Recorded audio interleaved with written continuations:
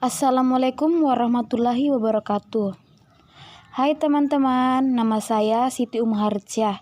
Pada video kali ini, saya bersama rekan saya Akrama Bitakwa dan Mardani akan membahas materi tentang mekanisme pasar Islam. Adapun pengertian mekanisme pasar Islam. Dalam konsep Islam, mekanisme pasar yaitu penentuan harga yang dilakukan oleh kekuatan pasar, yaitu kekuatan permintaan dan penawaran. Penentuan permintaan dan penawaran haruslah terjadi secara sukarela.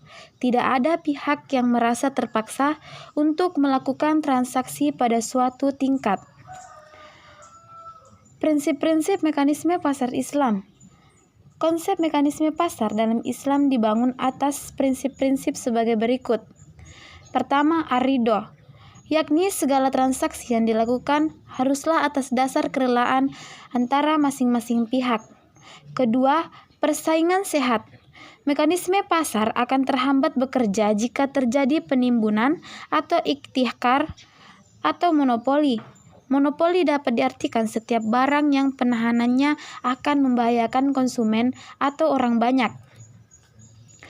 Ketiga, kejujuran merupakan pilar yang sangat penting dalam Islam, sebab kejujuran adalah nama lain dari kebenaran itu sendiri.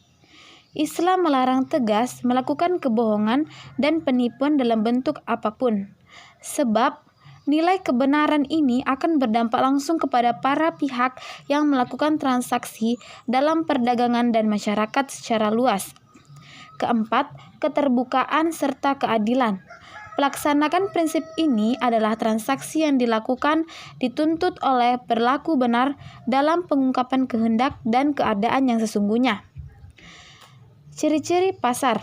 Berikut ini merupakan ciri-ciri pasar, yaitu adanya penjual dan pembeli, adanya jasa atau barang yang akan diperjualbelikan, adanya permintaan dan penawaran, adanya interaksi antara penjual dan pembeli, terjadi kesepakatan antara penjual dan pembeli.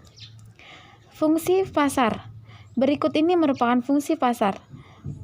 1. Fungsi pembentukan harga.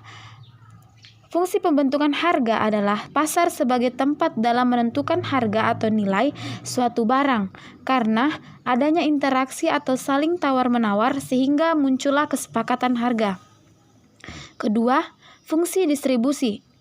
Fungsi distribusi adalah memudahkan produsen dalam mendistribusikan barangnya terhadap konsumen secara langsung.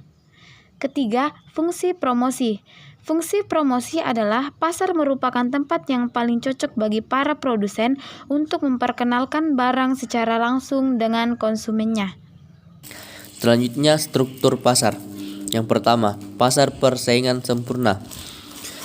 Pasar persaingan sempurna adalah sebuah jenis pasar dengan jumlah penjualan dan pembeli yang sangat banyak dengan produk yang dijual bersifat homogen. Ciri-ciri pasar persaingan sebagai berikut. Banyaknya perusahaan dalam pasar. Setiap perusahaan adalah pengambil harga. Setiap perusahaan sangat mudah untuk keluar masuk. Setiap perusahaan menghasilkan barang yang sama. Pembeli mempunyai pengetahuan yang sempurna tentang keadaan pasar. Terdapat banyak penjual dan pembeli. Banyaknya barang diperdagangkan yang sifatnya homogen. Yang kedua, pasar monopoli. Pasar monopoli adalah suatu bentuk atau jenis pasar yang hanya terdapat satu kekuatan penjualan dan satu perusahaan yang menguasai seluruh penawarannya.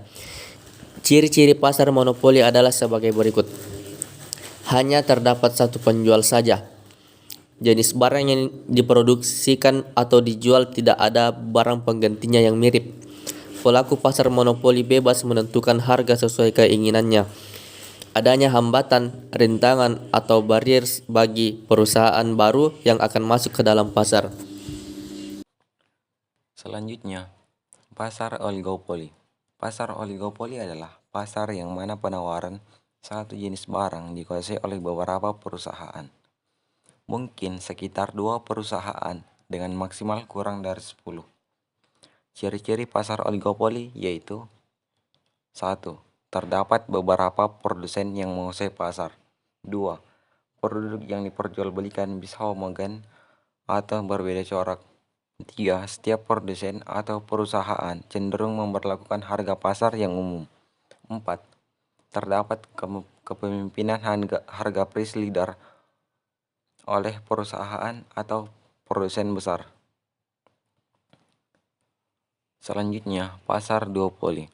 Pasar duopoli adalah suatu pasar yang mana penawaran suatu jenis barang dikuasai oleh dua perusahaan.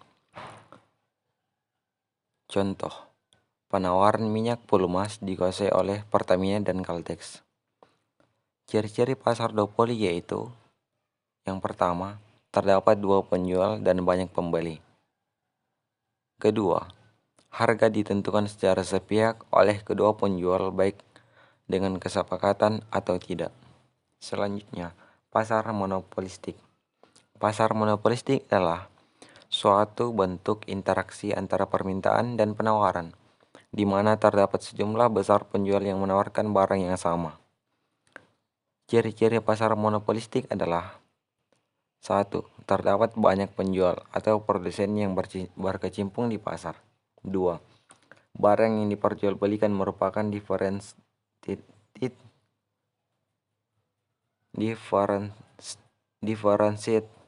produk. Yang ketiga, para penjual memiliki kekuatan monopoli atau barang produknya sendiri. 4. Untuk memenangkan persaingan, setiap penjual aktif melakukan promosi atau iklan. 5. Keluar masuk pasar barang atau produk relatif lebih murah. Selanjutnya, pengertian pasar monopsoni.